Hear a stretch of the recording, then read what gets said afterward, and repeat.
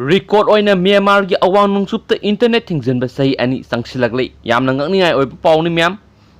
Myanmar gi irang thokliba Awang NongChup ta internet thingduna lakliba Chahi Prithribi da khwaidagi matam sangna Thingjinba gi thogdok oiri internet Thingjinba asi ani suba Chahi Changsilakpaga iroina na COVID-19 gi paw piba amasum tengbang polam yohonba ngamdri ethnic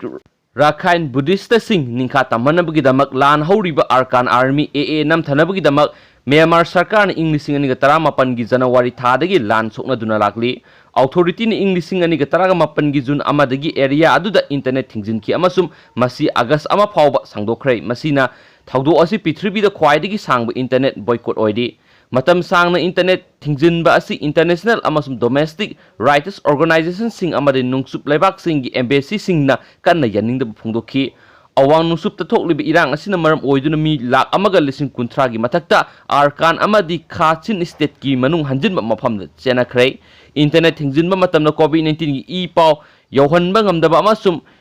humanitarian